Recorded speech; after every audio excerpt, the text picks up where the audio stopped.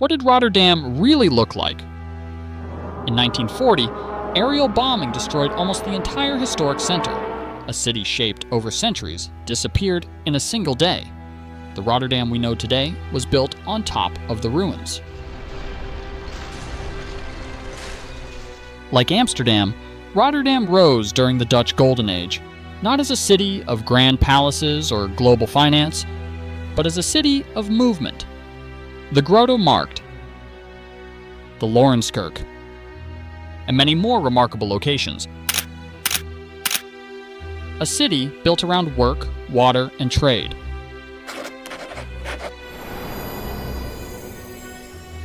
Welcome to History Alive. I'm Mark. In this video, I use modern AI tools to bring historic paintings, maps, and engravings to life. The goal isn't just to look at the past, but to bring it alive, to move through these scenes, shift perspective, and see the city as it once was. If this fascinates you, please like, subscribe, and share. And let's keep history alive together. We'll begin here, with an old large wall map of Rotterdam in 1694, created by Johannes and Romeyn de Hooghe, showing the city during the Dutch Golden Age with detailed activity, bird's-eye view, and precise depiction of important buildings. This image takes us back, long before the Rotterdam we recognize today. It isn't a perfect reconstruction, but it shows the city as it existed then, tightly built along the Maas, shaped by trade, labor, and the constant presence of the river. In this video, this map will guide our journey. Rotterdam begins at the River Maas. Long before it became a city of streets and markets, this place existed as a point of control along a vital waterway connecting the North Sea to the interior of Europe. The Maas was not simply a route for ships. It was a corridor for goods, people, and information, and its flow determined where settlement could survive and where it could grow. On the 1695 drawing, the relationship between city and river is immediately clear. Rotterdam does not sit back from the water. It presses tightly against it, with quays, buildings, and defenses aligned along the river's edge.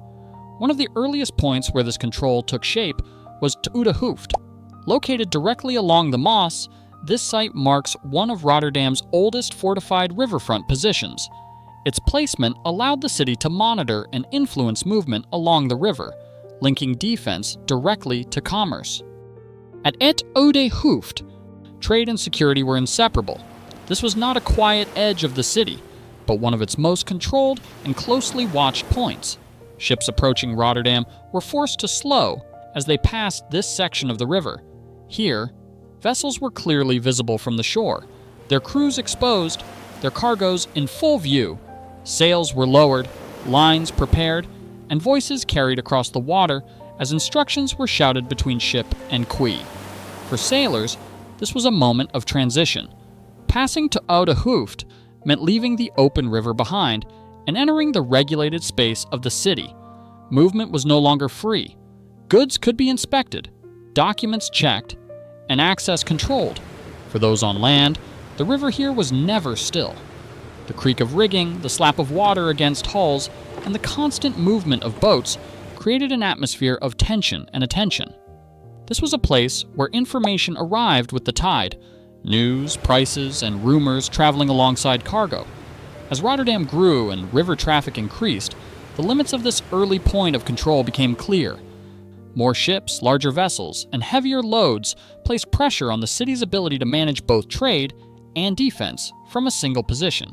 In response, the city extended its presence along the river, which we can see on the 1695 map by Johannes.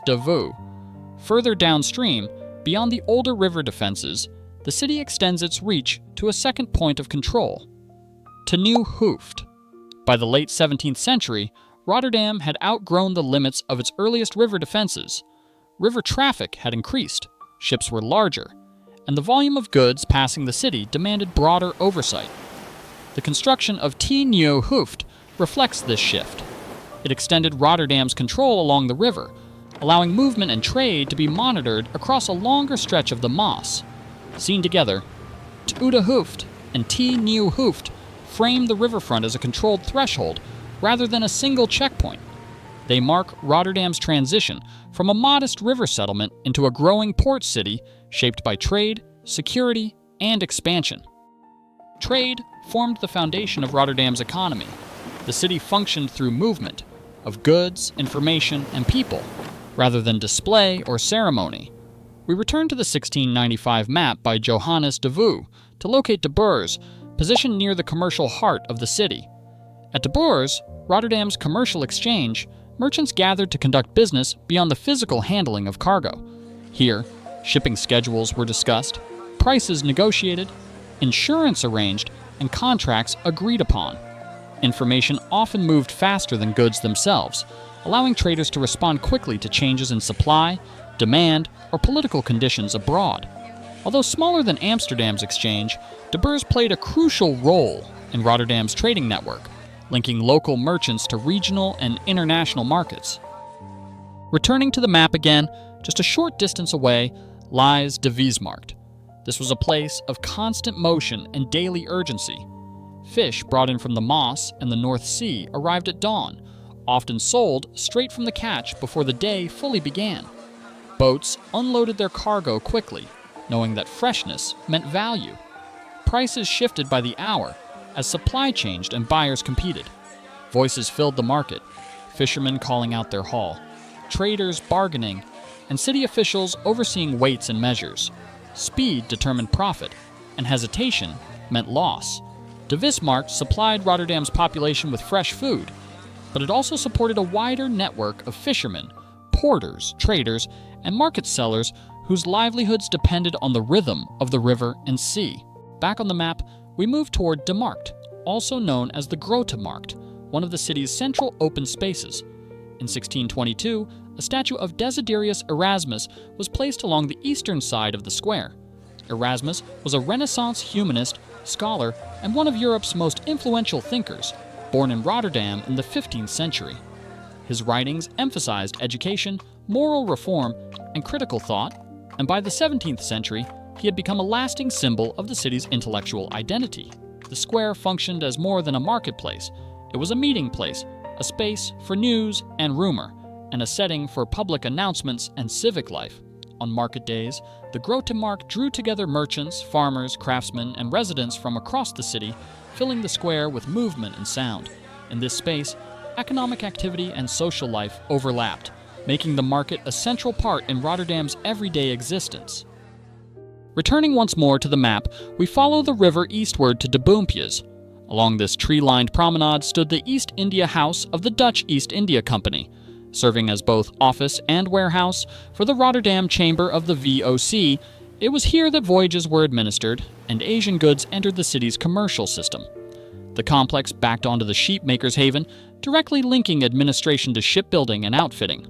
The Boompjes itself was a prestigious riverside promenade lined with linden trees and bordered by the homes of prominent merchant families, wealth built on overseas trade. Together, these locations formed a connected system. Global commerce entered through the harbor, decisions were made at the exchange, imperial trade was managed at the VOC house, and everyday life unfolded in the markets. Trade in Rotterdam was not confined to a single landmark. It was embedded in the city's streets, waterfronts, and institutions. Rotterdam's authority was exercised quietly, through administration rather than spectacle. We return to the 1695 map by Johannes de Vaux and locate Het Stadt-huys, positioned near the civic heart of the city. At Het Stadt-huys, Rotterdam was governed. This was the center of civic decision-making, where magistrates and officials oversaw taxation, law, public order, and the daily management of a city shaped by trade and constant movement. Disputes were settled here, regulations enforced, and the framework that allowed commerce to function was maintained. Returning to the map, just nearby stands Het Gemeenelants van Schielandt. This building served as the administrative seat of the Regional Water Authority. For Rotterdam, water management was not a secondary concern, but a matter of survival. From here, officials coordinated the maintenance of dikes, canals, and drainage systems, protecting the city and its surrounding land from flooding. In a landscape shaped as much by human intervention as by nature, control over water meant control over the city's future. Back on the map, closer to the river, lies ate to Admiraliteytshof. Maritime power and protection were coordinated here as part of the Admiralty of the Maas. This institution linked Rotterdam's commercial life to naval defense and maritime law. Matters of shipping security, convoy protection, privateering, and naval administration were handled within these walls, ensuring that trade routes remained protected and regulated. Together, these institutions formed the administrative backbone of Rotterdam. They governed the city not through grandeur, but through systems, legal, hydraulic, and maritime, that sustained daily life and long-distance trade. Rotterdam's prosperity depended on its ability to defend itself. We return to the map to locate the Doelen, a key institution in the city's defensive structure. At the Doelen, Rotterdam's civic militia gathered and trained. These were citizen soldiers, merchants, craftsmen, and residents responsible for maintaining order and protecting the city in times of unrest or external threat.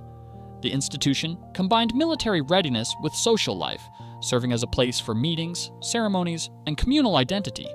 Participation in the militia reinforced a shared sense of responsibility. Defense was not solely the task of distant authorities or professional armies, but a duty embedded within the city's population itself. Returning to the map for the last time, one building rises above the rest, the Laurenskerk. Religion played a central role in Rotterdam's social structure, and the Laurenskerk dominated the city's skyline. As the main Protestant church, it served not only as a place of worship, but also as a civic landmark, visible from across the Maas and from nearly every quarter of the city. Within its walls, the city marked moments of faith, gathering, and remembrance. It stood at the heart of Rotterdam's identity, spiritual, social, and communal. Unlike most of the city, the Laurenskerk survived the bombing of 1940. Though heavily damaged, it was restored in the decades that followed, rising again from the ruins that surrounded it. Today, it remains one of the few places where Rotterdam's past is still physically present. And in some places, the city's shape itself has endured, even when the buildings have not. Along de Boompjes, the line of the river remains unchanged. Though the historic houses and warehouses are gone, the curve of the Maas and the openness of the waterfront still echo the Rotterdam of centuries past. Another building that still stands today is the Gemeenelants huis van Schielandt, a reminder that fragments of the old city remain embedded within the modern one, and the Rotterdam we see now. This is Rotterdam today. Glass, concrete, straight lines. Almost nothing here is older than 80 years. On May 14th, 1940, this city was erased from the air. In less than 15 minutes, centuries of streets, houses, and harbors disappeared beneath fire and smoke. Very few buildings survived. Even fewer people remember what Rotterdam looked like before. This video tried to give you a glimpse of Rotterdam as it once was, during the Golden Age, before destruction reshaped the city forever. If you enjoyed what you saw, consider subscribing for more videos like this, and let me know in the comments which city or time period you'd like to explore next. Thank you for watching, and if you want to see more, you can check out my video on Amsterdam or one of my other reconstructions.